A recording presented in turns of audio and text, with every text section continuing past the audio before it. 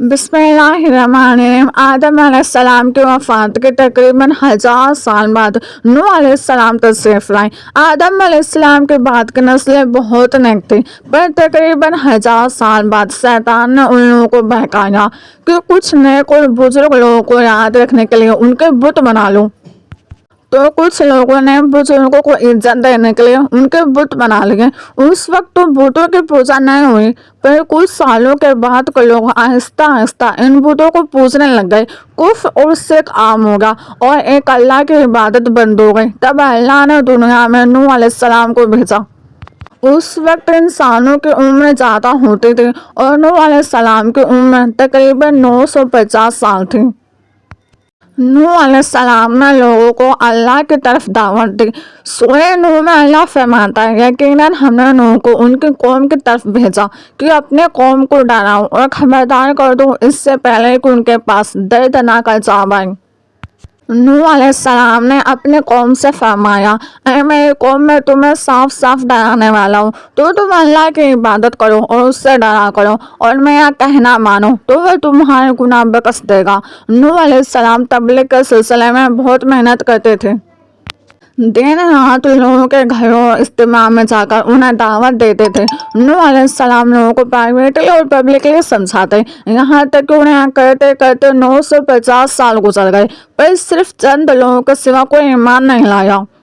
نوح علیہ السلام کی قوم ان کا مذاق بناتی تھی اور کہتی تھی کہ اگر تم سچے ہو تو جس عذاب کا تم ہم سے وعدہ کرتے ہو اس کو لے آؤ۔ نوح علیہ السلام کی قوم سال در سال برائی میں آگے بڑھتی گئی اور نوح علیہ السلام کو پریشان کرتی گئی اور کوئی ایمان نہ لایا، صرف کچھ لوگوں کو چھوڑ کر۔ پھر اللہ نے نوح علیہ السلام کی طرف وحی کی اور فرمایا، آپ کی قوم میں سے جو ایمان لا چکا ہے ان کے سوا کوئی ایمان نہیں لائے گا، بس آپ ان کے کاموں پر غمگین نہ ہو۔ پھر جب اللہ نے وحی کر دی اور انہیں بتا دیا کہ آپ کوئی ایمان نہیں لائے گا تو وہ نا امید ہو گئے اور اپنے قوم کے لیے بد دعا کی کہ اے میرے پروردگار، تو کسی منکر کو روح زمین میں زندہ نہ چھوڑ اور مومن مرد اور عورتیں کو بخش دے۔ نوح علیہ السلام نے جب اللہ کو پکارا تو اللہ نے نوح علیہ السلام کو ایک بڑی کشتی بنانے کی وحی کی، لیکن نوح علیہ السلام نہیں جانتے تھے کہ وہ اتنی بڑی کشتی کیسے بنائے۔ تو اللہ نے جبرائیل علیہ السلام کو ان کی مدد کے لیے بھیجا۔ نوح علیہ السلام ایک پہاڑ پر رہتے تھے، ان کے آس پاس درخت نہیں تھے، نہ ہی پانی تھا۔ انہوں نے بہت سے درخت اگائے، پھر ان کو کاٹا اور پہاڑ پر بیٹھ کر کشتی تیار کرتے رہے۔ لوگ جب نوح علیہ السلام کو کشتی بناتے ہوئے دیکھتے تو ان کا بہت مذاق بناتے اور کہتے کہ ایک ایسا مجنون ہے جو پہاڑ پر کشتی بنا رہا ہے۔ دھیرے دھیرے بہت محنت کے بعد ایک بہت بڑی کشتی تیار ہو گئی۔ ایک روایت میں آتا ہے کہ نوح علیہ السلام نے ایک کشتی 100 سال میں تیار کی۔ اس کشتی کی لمبائی 300 گز، اونچائی 30 گز اور چوڑائی 50 گز تھی۔ ایک اندازے کے مطابق اس کشتی کی لمبائی 1 کلومیٹر سے زیادہ تھی اور گہرائی 30 ہاتھ تھی۔ یہ کشتی عام کشتیوں کی طرح اوپر سے کھلی ہوئی نہیں تھی، بلکہ اس کو جیسے نیچے سے بند کیا گیا تھا ویسے ہی اوپر سے بھی بند کیا گیا تھا، تاکہ اوپر سے جو بارش برسے وہ انہیں نقصان نہ دے۔ اس کشتی کے 3 فلور تھے اور ہر فلور میں ایک دروازہ تھا۔ اللہ نے نوح علیہ السلام کو حکم دیا کہ مومنوں کو اور اپنے گھر والوں کو اور زمین پر بسنے والے تمام جانوروں کا جوڑا جوڑا اس کشتی میں سوار کر لو۔ پھر اللہ نے آسمان اور زمین میں سے پانی کھول دیا اور سیلاب آ گیا۔ اس سیلاب نے دنیا میں رہنے والے انسان اور جانور سب کو غرق کر دیا۔ طوفان کا پانی پہاڑوں سے بھی اوپر ہو گیا اور صرف نوح علیہ السلام کی کشتی اس طوفان میں باقی رہی۔ صرف وہی لوگ اور جانور بچے تھے جو کشتی پر سوار تھے۔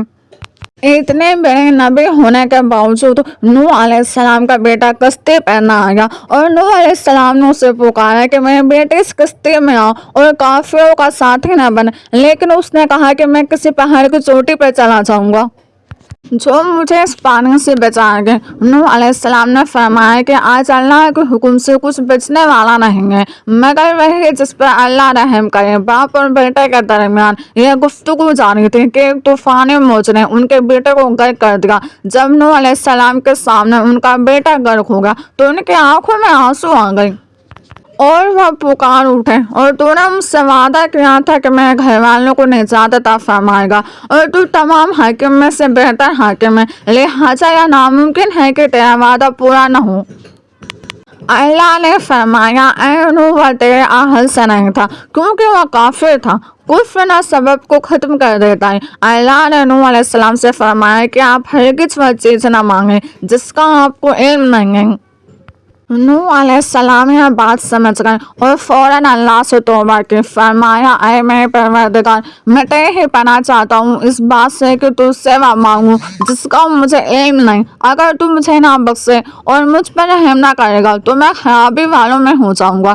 कश्ती नूह अलैहिस्सलाम उनके साथियों और सारे जानवरों की नस्ल को लिए पानी के तेज लहरों पर बुलंदी से चल रहे थे मगर जमीन पर मौजूद हर चीज, इंसान, जानवर, परिंदे गर्क हो चुके थे। उनमें से कोई बाकी नहीं बचा था। अगर कोई बचा था तो वो थे कश्ती वाले नूह अलैहिस्सलाम और उनके साथी। 6 महीने तक उस कश्ती में रहे। आखिर अल्लाह के हुक्म से तूफान हो गया। अल्लाह ने जमीन को हुक्म दिया कि वह सारा पानी निगल जाए। जमीन ने सारा पानी निगल लिया और जमीन खुश्क हो गई और कश्ती पहाड़ पर जाकर ठहर गई। अब उन्हें हुक्म हुआ कि नूह अलैहिस्सलाम के साथ कश्ती से उतर आएंगे। आप सब पर बरकत नाजिल होगी और उन नस्लों पर भी जो आपसे पैदा होंगी। फिर सिर्फ नूह अलैहिस्सलाम से आगे की नस्ल सोई और जमीन में उनके औलाद के अलावा किसी और की नस्ल बाकी ना रही। सारे जानवरों की नस्लें भी यहीं से फिर से पैदा हुई। नूह अलैहिस्सलाम के 3 बेटे थे, साम, याम और याफ, जिनसे दुनिया की नस्ल आगे बढ़ी। साम के औलाद गंदूमी रंग की थी।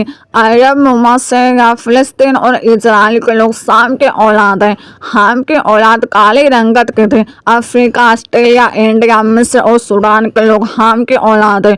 गोरी रंगत के लोग याफ के औलाद हैं। चाइना, जापान, कोरिया और यूरोप के लोग याफ की नस्ल हैं। नूह अलैहिस्सलाम का चौथा बेटा जो ईमान न लाने की वजह से बर्बाद कर दिया गया था, उसका नाम केना था और उससे कोई नस्ल आगे नहीं बढ़ी। कुरान में अल्लाह ने फरमाया, हमें नूह अलैहिस्सलाम ने पुकारा तो देख लो हम कैसी अच्छी दुआ कबूल करने वाले हैं। हमने उसे और उसके फरमानबरदार को उस जबरदस्त मुसीबत से बचा लिया और उसकी औलाद हमने बाकी रहने वाली बना दी। तूफान के बाद नूह अलैहिस्सलाम 350 साल जिंदा रहे। फिर नूह अलैहिस्सलाम फौत हो गए। नूह अलैहिस्सलाम की कश्ती आज भी मौजूद है। रिसर्च ने तरीके में इस कश्ती को ढूंढ लिया। कुरान में अल्लाह ने फरमाया, और बेशक हमने इस वाक्य को निशानी बना के बाकी रखा है। कोई नसीहत हासिल करने वाला लोग स्टोरीज को तो डिनाई कर सकते हैं पर एविडेंसेस को डिनाई कर सकते हैं। नूह अलैहिस्सलाम के कश्ती एक बहुत बड़ा एविडेंस है। इस पूरे वाक्य का तो यह था नूह अलैहिस्सलाम का बेहतरीन वाक्य। नेक्स्ट आप कौन से प्रॉफिट की स्टोरी सुनना चाहते हैं कमेंट सेक्शन में बताइए।